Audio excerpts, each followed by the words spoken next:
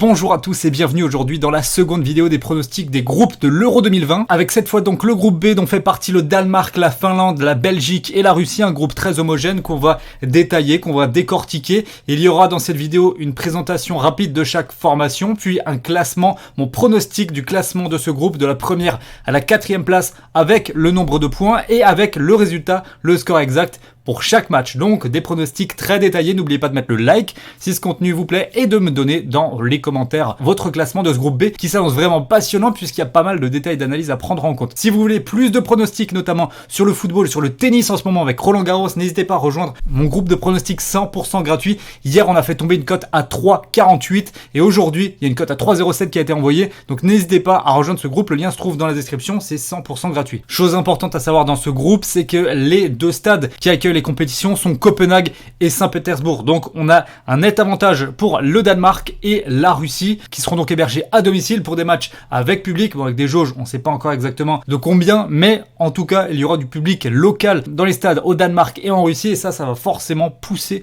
les équipes à se dépasser. On commence par la présentation des équipes avec donc mon classement. On va partir de la quatrième place où je vais mettre la Finlande qui disputera pour l'occasion sa première grande compétition internationale, moment important pour eux, ils se sont qualifiés à la deuxième place d'un groupe plutôt faible, dominé par l'Italie, contre qui d'ailleurs ils ont perdu 2 fois en 2 rencontres. En France, on se souvient bien d'eux, puisqu'on les a affrontés il n'y a pas si longtemps que ça. En match amical, les Bleus les avaient affrontés en 2020 pour ce qui était le dernier match de l'année et une triste défaite 2-0 assez surréaliste quand même. C'était pas si faible que ça côté finlandais. Il y a eu des mouvements intéressants, mais c'est quand même loin de représenter le niveau moyen de cette formation. On notera également qu'en France, il y a eu un turnover et un 11 de départ assez spécial qui sera loin de ressembler à une équipe type d'une grande compétition. Plus récemment par contre c'est 5 matchs sans victoire, 3 défaites, 2 nuls et un groupe quand même léger en qualité je trouve, mis à part les cadres, l'attaquant Timo Pukki, Radeski, Glenn, Pohjanpalo, le reste c'est pas suffisant à part peut-être quelques révélations provenant notamment de D2 anglaise, mais personnellement moi dans ce groupe je les vois pas prendre de victoire, déjà un point serait très bien, mais la quatrième place, à mon sens, elle est réservée à la Finlande. En troisième position, j'ai choisi de mettre la Russie. Ça n'a pas été facile de les départager avec le Danemark, mais quand même, je vois un différentiel de qualité globale plus inférieur chez les Russes. Alors ça reste une bonne nation du foot, notamment lorsque leur sélectionneur à moustache est apparu en 2016. Il a vraiment monté une belle sélection à son image, et en 2018, c'était un petit peu l'apogée, avec vraiment une excellente compétition qu'ils ont fait chez eux en Russie. Ils auront d'ailleurs des matchs à Saint-Pétersbourg à domicile. Ça aura son importance dans ce groupe. Ce sera pas facile d'aller les chercher là-bas, clairement pas. Ils commenceront d'ailleurs par y recevoir la Belgique, probablement sans Kevin De Bruyne, ça on en parlera après, mais méfiance quand même parce que c'est une sélection qui est vraiment pas à sous-estimer. Malgré tout, si on regarde quand même leurs derniers résultats, c'est pas la folie, clairement. On voit une défaite 5-0 en Serbie, 3-2 en Turquie. Dans leur groupe de qualif pour la Coupe du Monde, c'est 2 victoires en 3 matchs ok, mais contre la Slovénie et Malte. Un nul en préparation, un partout contre la Pologne. Donc elle est pas simple à analyser cette équipe. Leur ligne d'attaque, elle a vraiment fière allure. Golovin, Dzyuba, Miranchuk, c'est bon techniquement, ça a de la qualité, ça y a pas de souci. Mais le reste, ça me paraît quand même un petit peu moyen pour aller chercher une belle perf dans ce tournoi. Il y a notamment quelques jeunes qui sont incorporés dans le groupe pour essayer de renouveler tout ça, mais c'est clairement pas gagné. Ils se sont qualifiés pour l'Euro cet été en terminant deuxième derrière la Belgique, mais le groupe était clairement pas relevé et aller-retour contre la Belgique, ils ont quand même pris un gros score, donc moi je les mets troisième et perso j'en fais pas un outsider crédible au-delà d'un huitième de finale puisque je rappelle, et ça c'est important, que les 4 meilleurs troisièmes passeront en huitième de finale malgré tout. En 2 je mets donc le Danemark, toujours aussi solide et je dirais même en progrès puisqu'il montre beaucoup de régularité. C'est une sélection qui perd au final très peu de matchs. En qualif pour cet Euro ils n'en ont d'ailleurs perdu aucun en 10 rencontres. En Ligue des Nations ils ont vraiment pas été ridicules alors qu'ils avaient un groupe compliqué avec notamment la Belgique, l'Angleterre. Ils ont d'ailleurs battu les Anglais et lorsqu'on regarde leur 11, eh bien c'est fort et régulier à toutes les lignes. Il n'y a pas de grande star mondiale, mis à part peut-être Eriksen qui revient d'ailleurs plutôt bien, mais il y a une vraie homogénéité à tous les postes en termes de qualité. C'est une équipe que les gros n'ont pas franchement envie de rencontrer parce que ça a tout du piège. Face au Danemark, tu seras peut-être favori clairement, mais tu sais que tu seras opposé à une équipe très solide, à une équipe qui va te faire la misère pendant 90 minutes. Donc pour moi le Danemark c'est vraiment l'équipe piège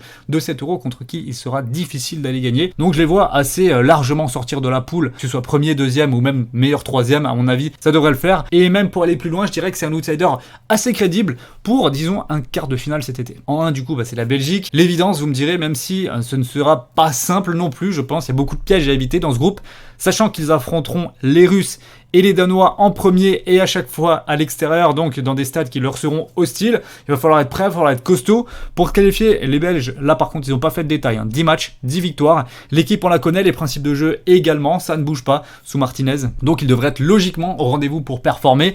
Attention quand même, on notera que Kevin De Bruyne, qui est sorti sur blessure lors de la finale de la Ligue des Champions, souffre de fracture et devrait être absent probablement pour au moins le premier match contre les Russes. Et ça risque quand même d'être assez handicapant. Je le disais juste avant, mais si on se souvient des deux dernières confrontations entre Belges et Russes, il y a quand même eu 3-1 et 4-1 lors des éliminatoires à ce même Euro justement. Il n'y avait clairement pas eu photo et la confiance elle est dans le camp des Belges. Ça y est, on a le classement maintenant, donc Belgique en 1, Danemark en 2, Russie en 3, Finlande en 4. On va pouvoir maintenant passer au résultat des scores match par match pour déterminer avec plus de précision le classement. On commence avec Danemark contre Finlande et là je pense que les Danois ne rateront pas l'opportunité de prendre un excellent départ dans cette poule et de profiter à 21h, quelques heures plus tard, de la rencontre entre la Belgique et la Russie tranquillement installés dans leur canapé. Donc je vais dire 2-0 pour le Danemark qui devrait bien se lancer dans cet Euro. Belgique contre Russie, justement là je vais partir sur une petite surprise et un match nul, un partout. Je vous l'ai dit, De Bruyne devrait être absent, ça se jouera en Russie, ça va pas être facile pour les Belges, il va falloir bien rentrer